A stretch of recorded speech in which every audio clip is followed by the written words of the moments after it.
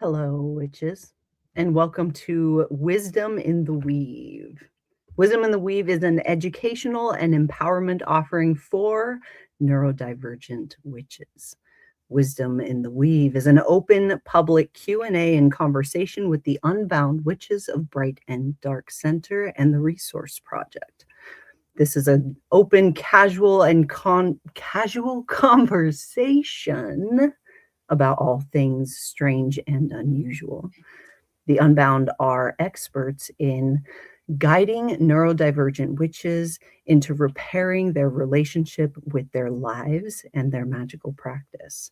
Their passion and calling is in empowering those who have been marginalized by the influence of capitalism and the patriarchy. They collectively support an international coven of neurospicy witches on both virtual and physical platforms, and they do so as a matriarchy. Wisdom in the Weave is unscripted and recorded during a public live stream. To receive notifications for our live recordings or to participate in the conversation, go to our community app space at community.brightanddark.org. My name is Jen Marie. I am an initiated high priestess and sorceress of chaos. I wrote the grimoire of the ungovernable, and I am a terrible influence. I am joined today by several members of the support team at Bright and Dark Center. They are Unbound Witches Born of Shadow. I will start with introducing Maria. Hello, witches. I'm Maria. I help with the operations at Bright and Dark. I also help steward the foundation's classes, which has been amazing. And over to Arrow. Hello, my name is Arrow. I am the chaos coordinator, the event coordinator, and I am stewarding the Unbound and the Altar crew for our community. And I will slide this over to Zasparella. Hello, my name is Zasparella. I work behind the scenes as the Bright and Dark Media Mancer. I'm scheduling the social media, chopping up videos, and generally creating content so that we can find the others. And I'm going to pass it to Morgana. Hello, witches. I'm Morgana. I am a paperwork witch. I'm a dancing witch. And I am the co-steward of Weird Brook, our first physical location with Jen Marie, creating sanctuary out here in the woods of Maine. And I'm going to send it over to Silver. Hello, I'm Silver, professor of myth and magic, and I help steward the Foundations program. I also do kind of like narrative work about everything that we're doing, taking videos, editing them as well for in kind of a either music video or documentary format. And I also love conflict resolution and connective communication. So I'm going to pass it back over to Ocean. Thank you, Silver. My name is Ocean, and I am the steward of our coven, the Spellcrafters Guild. I am a color witch. I enjoy shadow work and being super pokey, and being an enigma is one of my hobbies. You're stealing my moves, man. We can both be enigmas. That's okay. Yeah. So today we're going to start off talking about our relationship. Fun. Today we're going to start off talking about our relationship with manifestation. And our question is something I should have pulled up sooner. Our question is, how do I really feel about manifesting what I desire? Who would like to start us off today? I mean, I guess I'll go. If no one else will, I guess I will. This is Jen Marie. I love this question This is a question that we use in our foundations program, in our initiation program, because our relationship with manifestation as people that were, gosh, how do I say this? Raised in the mundane world, indoctrinated into capitalism and the patriarchy. Our relationship with manifestation is so twisty and turny and bound up so tight. We bottleneck our ability to manifest what we want in ways that once you start seeing, it's wild. It's wild. So, how do I really feel about manifestation?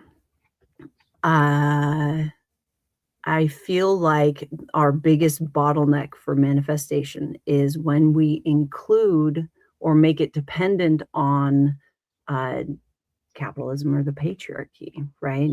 So when I ask you, like, what do you really want in life? Most people will say something like, I want to win the lottery, or I want to have a big, huge house and a big farm and a big, like, all of this stuff. But they don't realize that those wishes further entrench them in the system that they don't want to participate in.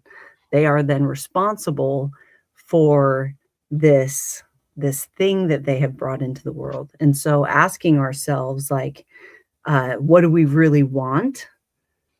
And in what ways are we, like, keeping ourselves from allowing ourselves to have the things that we want? Because most of us were taught that that's selfish in one way or another. So I know that we all have a lot to say on this, so I'm going to, like, let someone else chime in as well, because this is a whole thing. I'll go ahead and take that. Oh, I'm gonna fight you for it. Yeah, I'm not. And fight. I don't want to fight you. I wouldn't want to fight me either. You're scrappy. I'm definitely scrappy. And I bite. Watch out for Ocean. Can confirm. Don't threaten me with a good time, Ocean. Oh, witches. When I think about manifestation, I tend to lately I want to deconstruct whatever I first come up with when I think of manifestation, because we have a popular saying here that I am open to the possibilities that I cannot imagine. And when I think about manifestation through the lens of possibilities that I can't imagine, which is such a fun mind experiment, I tend to go back to the feeling signatures. What is it that I think that this will make me feel? What am I actually looking for? And why do I believe that I don't already have access to that feeling signature around me? Like, how can I look for that in the in what I've already manifested? And I whenever I think of manifestation too, I really do genuinely think about, like, I've already manifested everything that my younger self would have wanted. I have this big old paint station behind me with, like, every color of paint, and none of them are dried out. You know, my younger self would have been over the moon for something like that. And so I tend to go back to what do I already have, and then when I am thinking about manifestation, I tend to think about it in ways that allow me access to things I've never had before. Like, I've never had community before. So whenever I'm thinking about, like, what do I want that I've never had before, It's manifesting the openness to new experiences. It's manifesting the nervous system regulation in order to allow myself to experience something unknown without projecting a past experience onto it. Okay, Arrow, go ahead. What I've learned over the years of diving into like my relationship with manifestation is kind of the same thing that Ocean was talking about, of really deconstructing what it is that I want, and also what it is that give up isn't really the right word. But like what parts of my social construct that I have to give up that I'm very comfortable with, and that I may not see those shadows that I may not see. Because we like to say that I'm going to say this in YouTube friendly terms, that the universe likes to backhand you. We say it a different way, but just so that we don't get canceled on YouTube. That was so gentle. Yeah. It's not usually that gentle. Imagine what other words we might use there. Because when you're truly manifesting that feeling signature, I go a lot with that feeling signature of what do I want to, how do I want to feel in the future? There are times where things happen that I'm like, oh, that's how I have to get there. That's what I have to do to get there. And that is scary. And that's where that's what holds back some of my manifestations right now, is that I'm still in that deconstruction process too, of what pieces of this do I want to hold on to, and what pieces do I am okay with giving up once I've deconstructed them.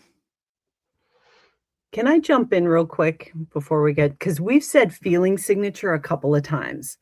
And so I want to explain briefly what that means, because I think that that's important. Okay. So one of my favorite tricks with manifestation to kind of get my brain out of it.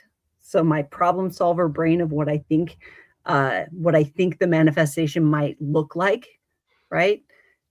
What I do is focus instead on the way that I would feel when whatever it is I want, I have that, right? So if I am wanting a puppy, right, I will sit and allow myself to physically experience what would it feel like to hold a puppy? What would it feel like to have it close? What would my day look like if I had a puppy? And actually, again, allow myself to physically feel it. What would a puppy smell like? What would they sound like? What would it like? How big would they be? Allow myself again to fully feel it. That's a feeling signature. And so a lot of the spell work and meditation work that you do before your manifestation, actual like spell work, is to get your system into that space, and you work magic from there. So that's what a feeling signature is. So if you're wanting to manifest a cottage in the woods where you're growing, herbs in your front garden, to manifest that, you allow yourself, surround yourself with things that will support in you feeling like you are already there. What does it feel like? It's like you're creating a magnet for a specific thing without telling the universe how to make that happen. So instead of saying, I want to win the lottery because that's the only way that you can imagine getting the cottage in the woods, you cut the stuff and you go straight to, I am in a cottage in the woods. What does that feel like? So that's what they're talking about when they say feeling signature. And I think that Morgana was going to talk next. So go ahead, Morgana. I just want to maybe expand on what you just said too. It segues really nicely. When I'm working on those feeling signatures, trying to figure out what that feels like and, manifest into it, I think part of number one, it is deconstructing the control, right? Like untangling my need to dictate the way in which that is going to happen. And we've already touched on that too, but there are more ways than we could ever imagine to get to the place in which you want to go. But I also am just going to throw another piece in there, at least for me, from my experience, is that I have to know in my bones that I'm going to that place, right? It's almost an act of faith, right? It's like there's no in all of my atoms, like I think of it as my future self remembering, right? My future self is remembering what this feels like to think about the future. I know it gets all timey-wimey, but I love that. But like my future self, I'm already there, right? It's a whole other conversation about time, but in terms of faith and in terms of knowing, right? I know it. That's how we're here in Weird Book right now. I knew what it felt like to have witches in my kitchen, laughing and eating and being in community in a time in which I was really lonely and married to in a way that was not healthy or happy. In that time, I knew what it felt like, and I knew I was going to feel that. Not just knowing what it felt like, but I knew that I was going to feel that. So I'll throw that out there. Just the knowing and faith. Silver, I think, is next. Thank you, Morgana. What comes up for me around this and the conversations I've been having as we've been circulating this journal prompt kind of come back around to like, how do you feel about getting what you want too? Like, how does joy or success or pleasure like feel in your body? And are you actually open to receiving it?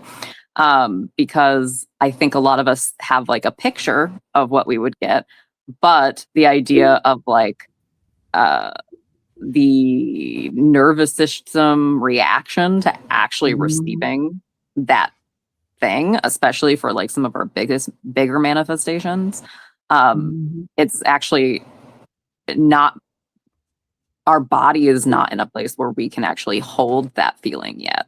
And a part of that too is this kind of trust in the universe, which I think is like to Morgana's point, of if you are coming from a place of like you haven't gotten what you want before for a long time, or that you feel like there's always some strings attached or the other shoe drops on you, then feeling that joy is going to feel unsafe.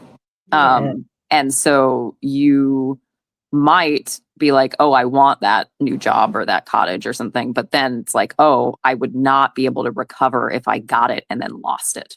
Right. Yeah. Like there is this protection that you end up doing to yourself of, well, I just better not get it then.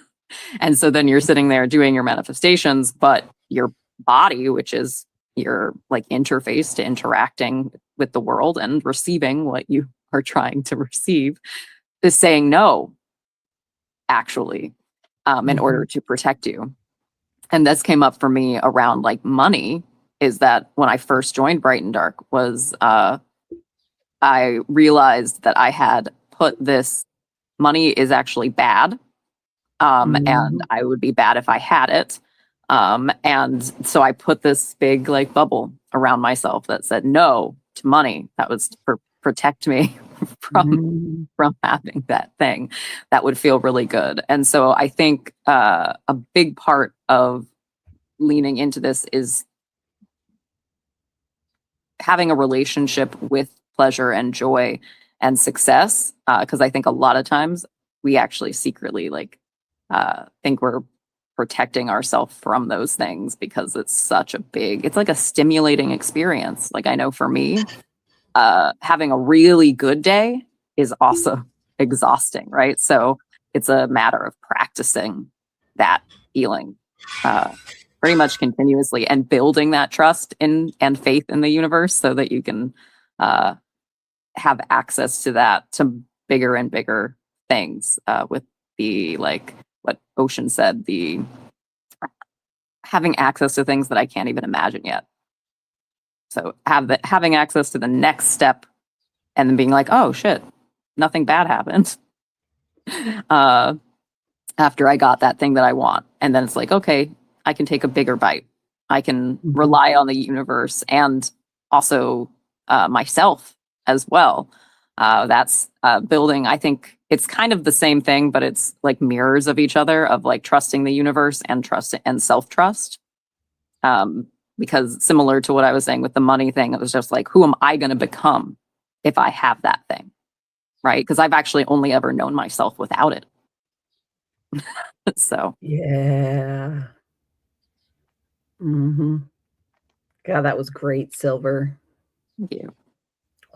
Yeah, Marie.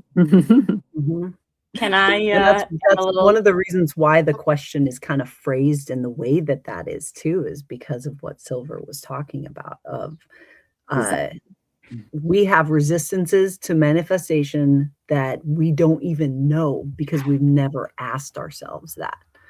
So what were you saying, Sarsaparilla? Oh, I just had, I work my manifestations a little bit differently than I wanted to share that if I could, because I've mentioned it many times that I've just always struggled with the sitting and the feeling. Sometimes that's super hard for me to connect with. And so when I'm struggling with that and not feeling safe in that, the theater kid in me comes out. And some of the ways that I do that is if my one recently, which I've really been enjoying, when I'm trying to step into, more sovereignty, better boundaries, more trust in myself, and sitting there and trying to feel into that was hard for me right now, because it's a big transition for what I've experienced up until this point. So I now have this big, beautiful black moon tiara. And when I'm wanting to feel more of those feeling signatures and I'm struggling with it, I will costume up, even if it's something as simple as the tiara. Sometimes if I don't have costume on hand, it's a dance or an acting it out physically for me to bring it into that physical realm as well. And that is just something that I've been started playing with in the last few months that really does work better for me. The ADHD in me makes it hard to sit and meditate on those manifestations. So those are some of the things that I've been doing in my practice lately that have really helped me to connect with the end goal that I'm wanting to bring in. I just want to jump in to Sasparilla's point too. I want to say, these kinds of, we're talking about finding these feeling signatures and sitting with the feeling signatures. You can also grab that feeling signature when you're stirring your coffee. You can grab it when you're going about your chores. That it doesn't always have to be some large, feeling heavy kind of big, production. Certainly can. But it can also just happen throughout your day when you think about your future and you just go, oh, wait, yeah, the witches are coming, right? I know what that feels like. All right, on to the next. So I just want to say, give yourself permission to just steal those moments too throughout your regular life. Morgana, I really love that too, because even thinking about, when we think of, at least when I think of manifestations, I usually think of this big manifestation work that I'm going to do, that, how I want to, disconnect and deconstruct from my life that I have right now and what I want to move into. But there's also the small manifestations on a daily basis that we have as well too, of what feelings signature, what do I want to manifest in my day today? Where do I want to be? And that can be as simple as taking a deep breath and just thinking about it, or grabbing those moments, or, doing something, dancing a little bit, whatever that is that, helps you manifest those things. It helps you get into that mood, because ADHD over here too, I can't just sit and meditate. Does not work for me either. I mean, sometimes I can, but Not usually. What's the next small step that gets you Yeah. towards the larger thing? Yeah. Yeah. The next tiny little adjustment, little course correction that Yep. that is on the path. Jen's And got her how little yeah. hands going. Jen's ready. How do I start living it today? Yes, exactly. Yes. Sorry, did I steal it from you, Jen Marie? No, I'm going to go to a yes and with that, because back to what I was saying about like you with the feeling signature, you're creating this like magnet. So what that looks like is you allowing yourself to feel it, even if it's just for a brief moment. It doesn't matter how long, like hold it for as long as you can, but you're not failing if you can't hold it for a long time, by the way. You can come back to it. And that's kind of even better, right? Because you taking the time to like randomly take 3 deep breaths and what is the life of my dreams feel like? What is this? What does it feel like to have whatever it is I manifested? And then you start comparing choices to that feeling. If it doesn't feel like that, if you're presented with an opportunity and it doesn't feel like that, that creates a sense of discernment. And also you begin looking for your manifestation, which brings it into your reality. It's creating that magnet that the more you connect with it, the more you engage with it, the more influence you're going to have on the physical manifestation of it. It's showing up in your life, like literally. Right. The clearer the path too. Yes. And see the path more clearly. Yes. I can jump in. Get it, Maria. It's been amazing to meet with the Foundations program, and we've been talking about this, and I've been thinking a lot about it and what does manifestation really mean to me. And I feel like I'm having some perspective shifts with it after listening to the awesome Witches and Foundations talk about it. And a couple of things stood out. One is that sometimes we can get caught up in the cliche of manifestation because it's also now a buzzword. And there's lots of information out there about manifestation. And as a neurodivergent witch who does a lot of things intuitively, it's really important for my system that I figure out what way is going to work for me, and I shut out the noise of what everyone else is doing. And so just giving myself that permission to find my own way. That I do like the tools, though. When I read something, I have to feel into if that resonates for me and follow that. I love receiving tools from others, but recognizing that they don't all work for me, especially resonating with, I'm not going to sit and manifest for 1 hour. I'm lucky if I can sit in silence for 2 minutes. I'm also ADHD, but it's a process. And so there are times where my system is aligned to engage with that more. This is a cycle. And when we think about things in our human brains and the way that we've been taught, we think of things often very linear. And this isn't a linear process. Ocean and I once got into a really great and deep conversation about like this cycle. And I was saying, well, we're always manifesting. And they were saying, well, we're always releasing. And we were like, yes, we're always doing both. We're always doing both of those things. And when I find, as a witch born of shadow, I'm more comfortable in the spaces of working on myself, right? Like it started that way. What do I need to do to get to this place? I was going to swear because that's a bunch of BS, because I don't need to do anything. But it is, I don't need to do anything to deserve it. I deserve it because I exist. I'm a divine being, as we all are. And you get to have all of the things. But what do you want? What do you want really? And that, to me, has been an overwhelmingly hard question to answer. And so, like everyone has already touched on, and I won't get into it, I do resonate with finding that feeling. And Morgana, I resonated with you, and there have been few times where the yes, like I knew in my bones that this was true and like this was going to happen. But most of the times it's those smaller, like the everyday life, right? It's those smaller pings that we get, the synchronicities that we get. And so the manifestation ties into also our release, right? That cycle. And I just wanted to mention, this is an epic month for the new and full moon cycles. Shout out to the rest of the moon phases too. We often don't talk about those.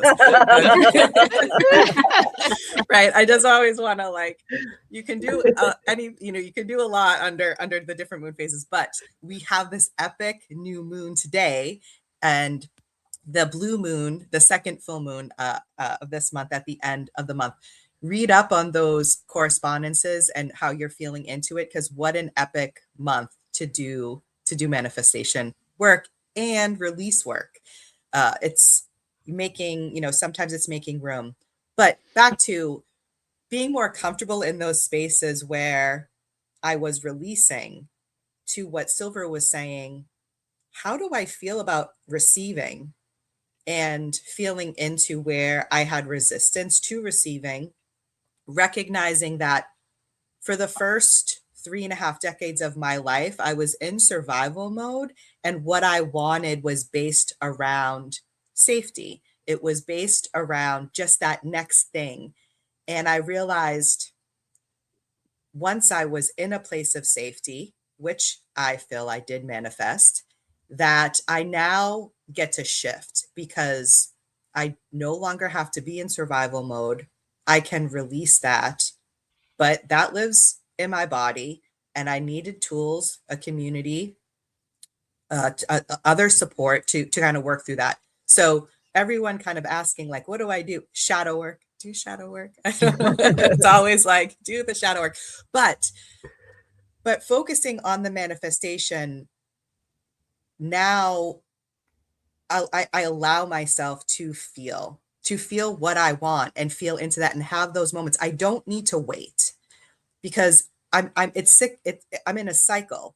I'm releasing, I'm feeling into what I want, because that release is making room, and then I'm allowing myself to feel it, and I'm always taking data on that, right? That gives me more information. So for me, the big things, what's your passion? I don't like that question, because there's just so many things that I want to do and experience. I don't have like the one undying thing that I want to manifest, but I know how I want to feel. That I'm very clear on, and that is what I want to manifest. And when you've had trauma, trust is hard. For the last 5 years, I've been releasing control, because to be safe, I felt I really had to be calculated and control every second. And now I'm at a place that I'm able to let that down a bit, really more than a bit. I'm able to let that down fully. And I'm excited about, especially with what we're doing here at Bright and Dark, being a witch, being in a magical practitioner, and getting to share this experience with these witches is my wildest dream. I don't know what other dream, could be more than that. But we have stuff. We have so much work that we're doing. We have so much that we're planning. And so that's shifting into the manifestations for the collective.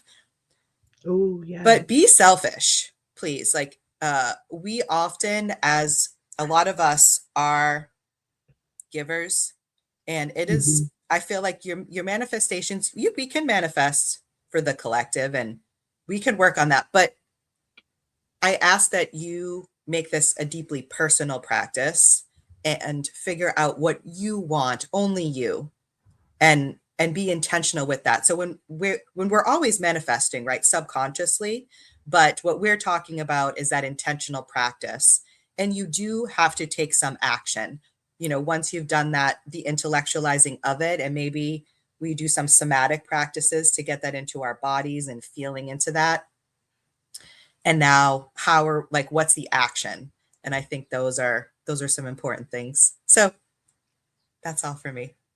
I would love to expand on the astrology of this month since Of you brought course it you up. would. Get it, Ocean.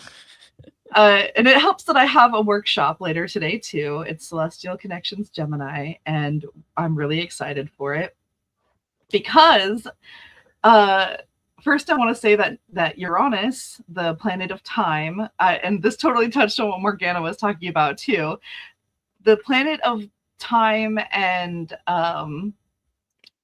innovation and technology and invention and all of that is moving into Gemini. Gemini is going to fast track things. So whatever you're manifesting, I like how Jen Marie is like, if everything you touch turned to gold, like what would you actually be, investing in? What would you actually be working with? Because that's going to be fast tracked with Uranus and Gemini. And Uranus and Gemini is going to go, okay, I see what you want, and I raise you this, and this that you didn't even expect on top of it. And how are you going to integrate them all together? And, can you keep up with this pace? Is your practice sustainable would be like a really great thing to look into.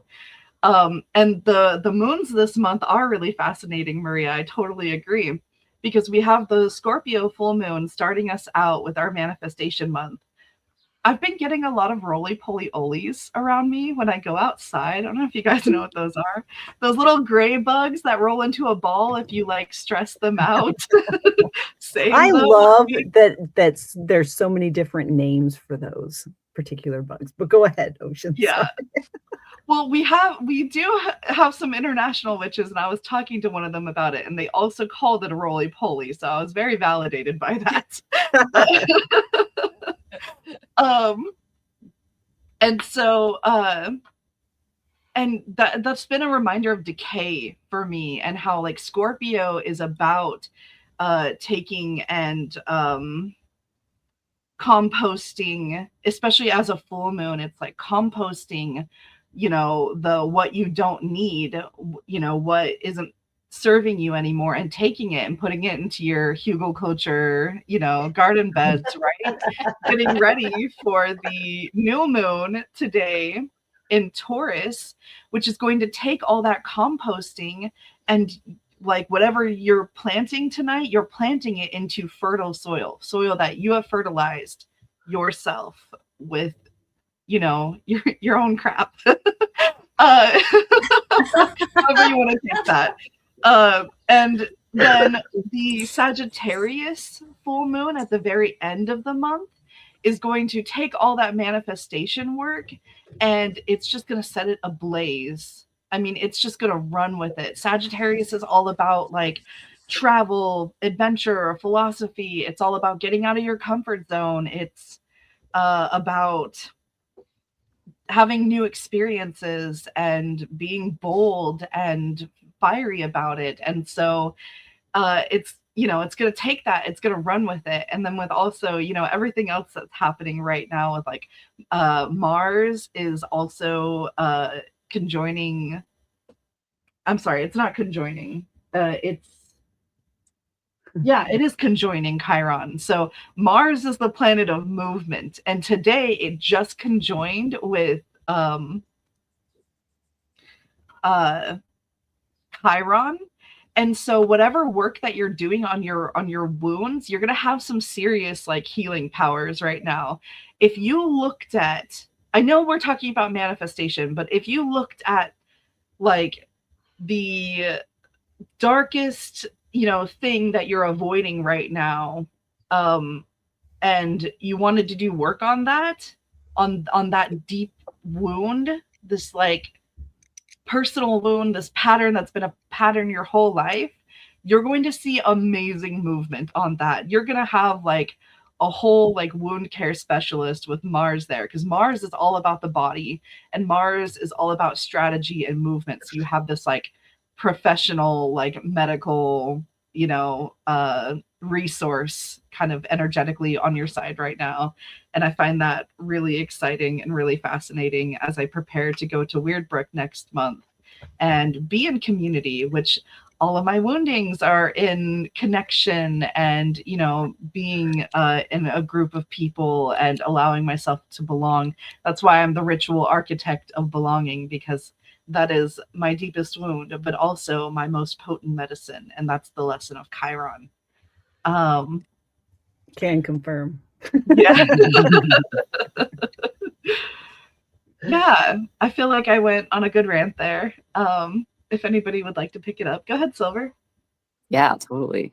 I think what you touched on there about like the deepest wound and the potency of the healing, where that kind of took me as far as the manifestation goes, is that because we are manifesting at all times, right? That the things that are happening like in our lives, that even the things, and especially maybe even the things we don't like, right? That is actually doing something for us in some way. It's allowing us to feel something, even if it's this maybe an idea of control, because you know what's going to happen and you know it's going to be bad. So you like, you're just like, at least I know that I need to prepare myself or what, and that kind of thing.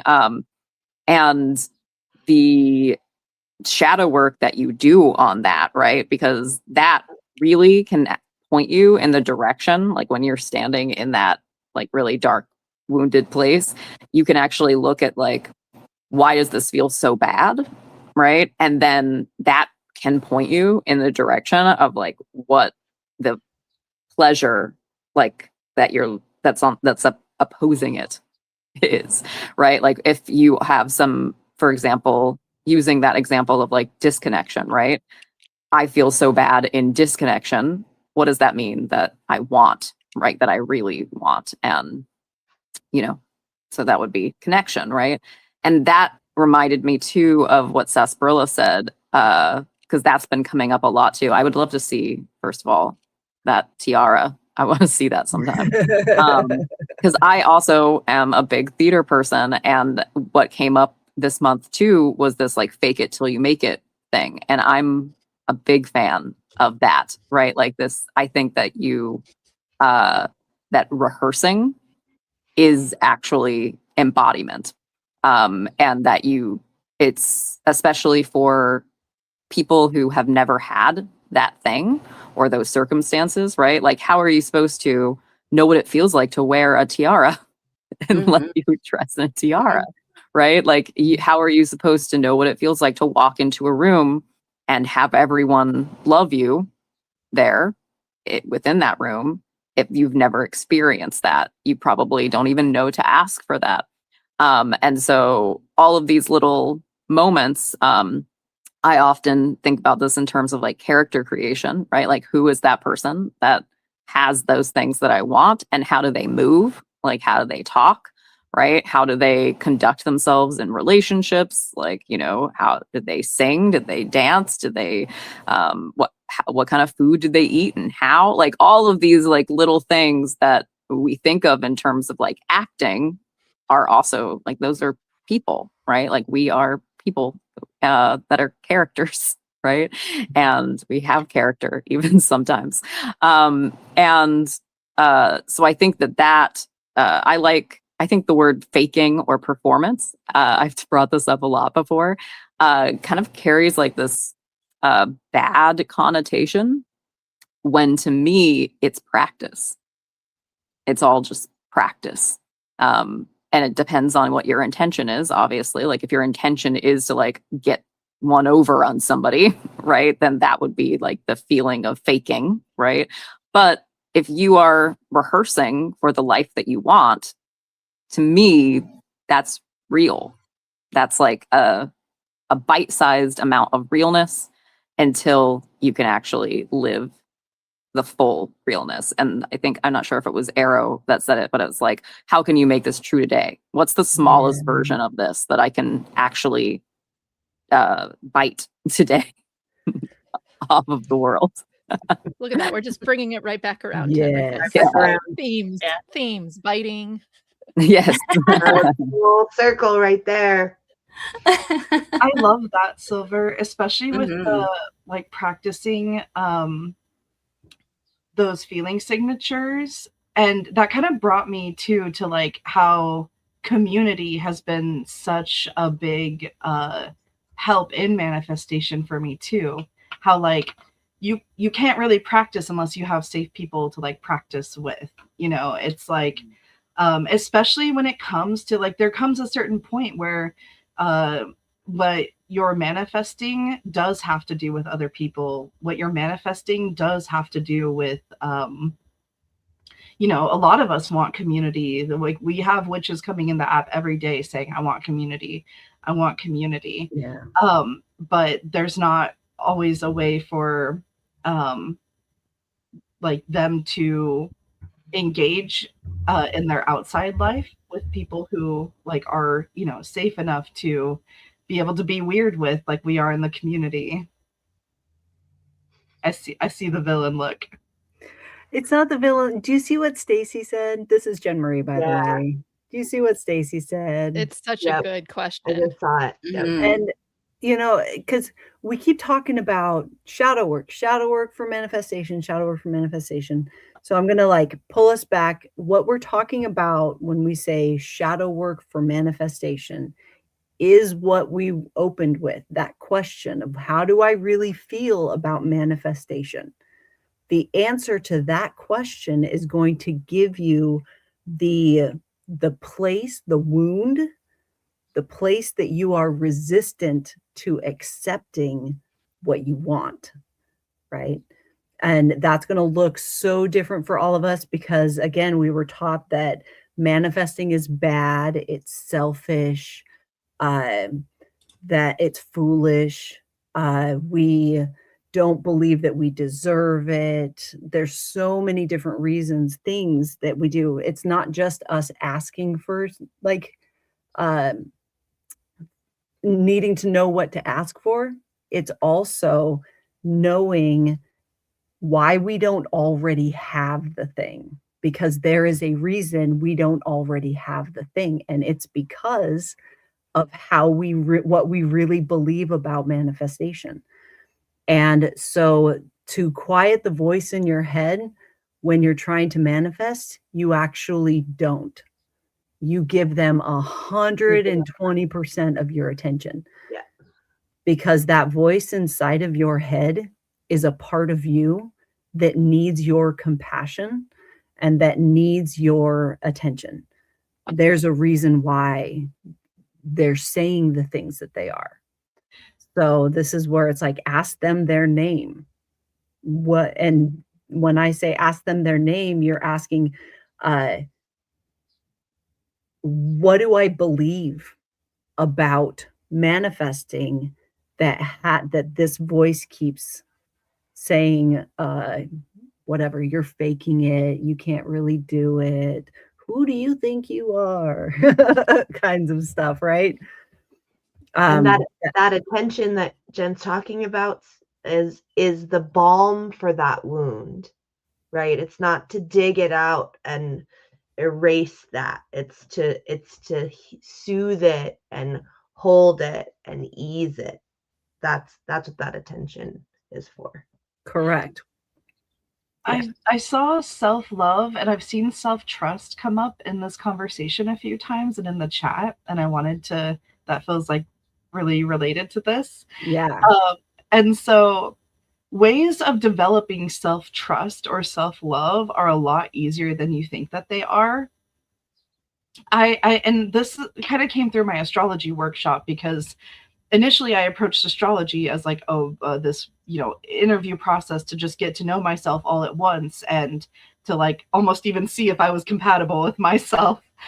And then once I created the workshop, it became this slow process of each month sitting with a different part of myself and listening to what they needed and exploring that specific facet of my life like we do in foundations. But I did it with like astrology and archetypes, and Silver helped me with aspecting work this year, and that's been really transformative.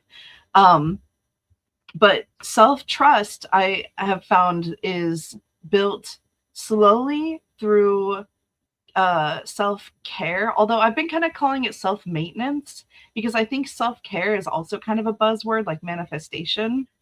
And so it's genuinely saying, I'm going to brush my teeth and then doing that. And that literally puts a brick in the bridge of self-trust and helps me bridge those gaps that I had to kind of, in survival mode. There are a lot of, like, we can't build. We honestly end up breaking bridges that don't feel safe to cross, when we're in survival mode. And so we lose that access to those parts of ourselves just as much as we had to cut off certain parts of our lives that weren't safe, or certain people that weren't safe.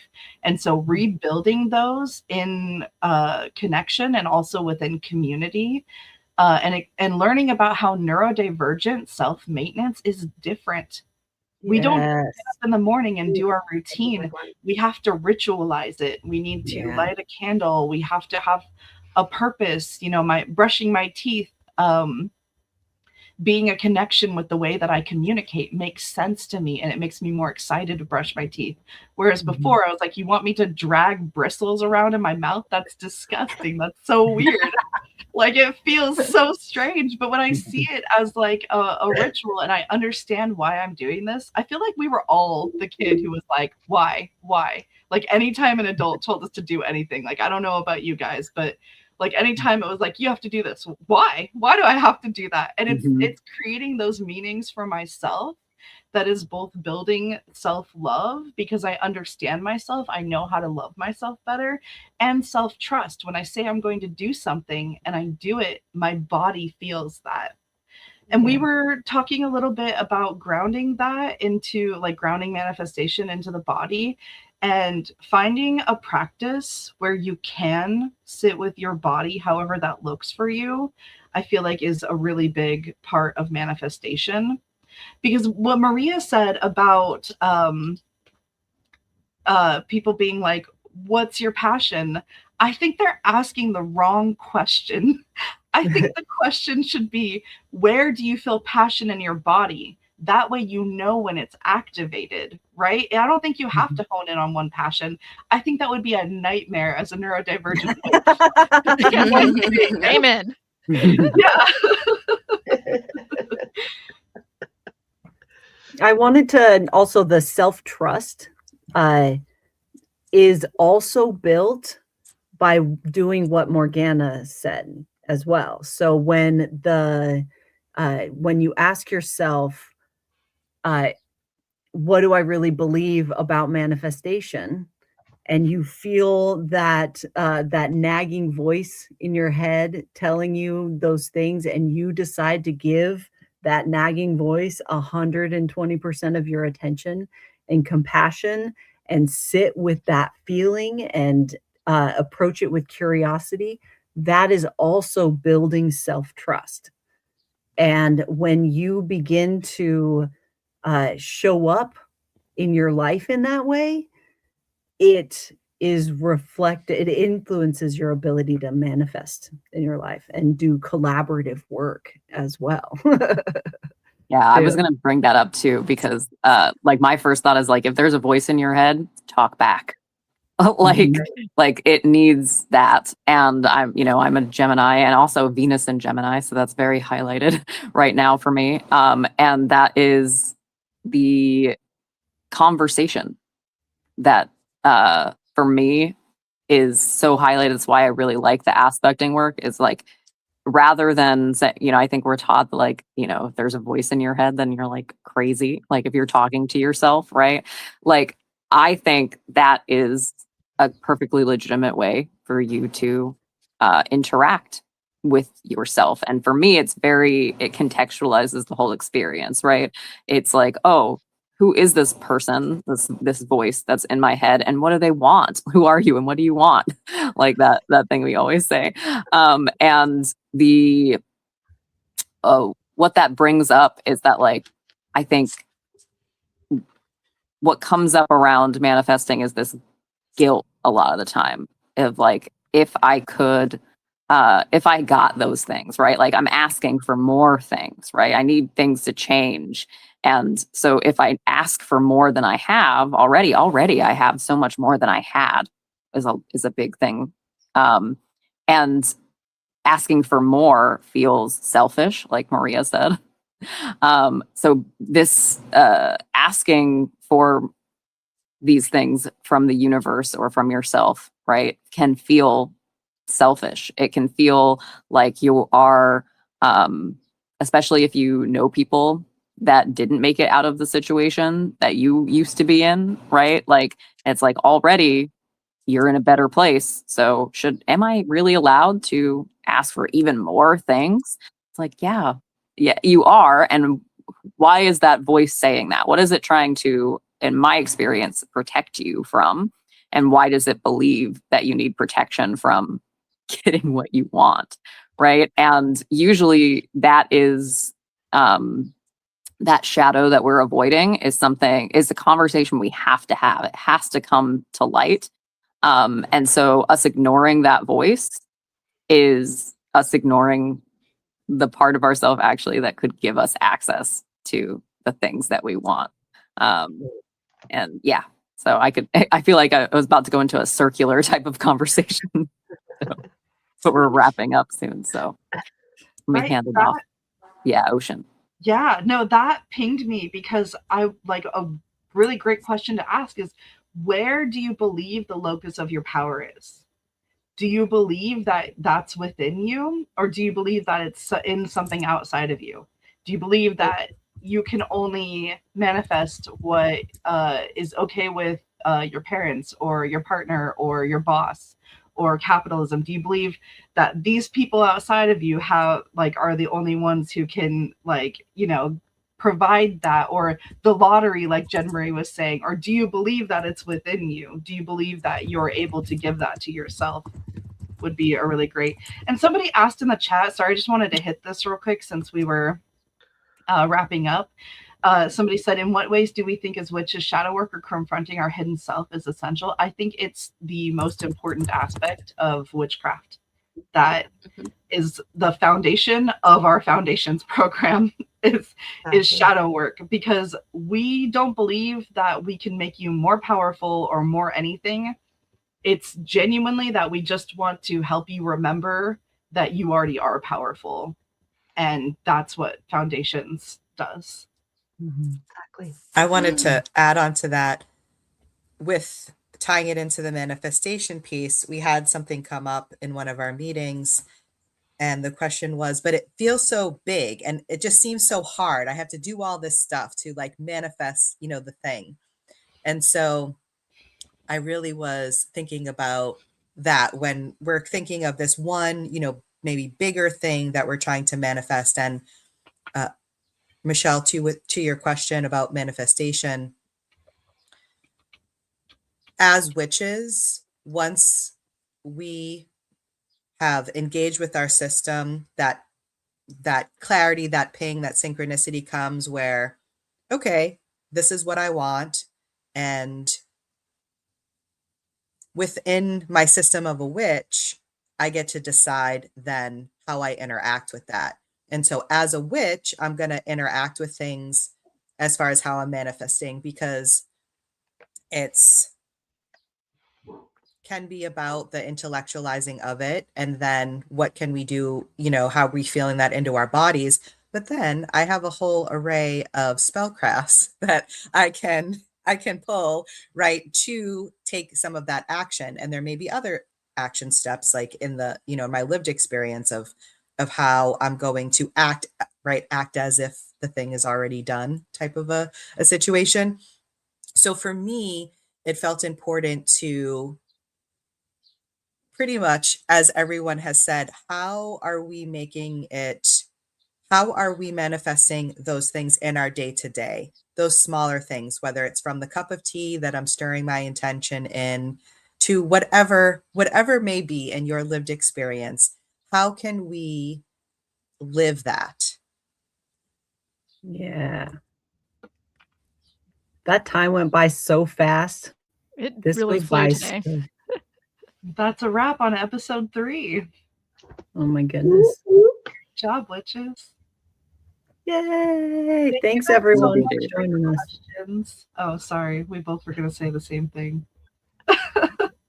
Thank you guys so much for your questions and for engaging with us in the app. And if there's anything that we didn't touch on, we have a specific section in the app called Wisdom in the Weave.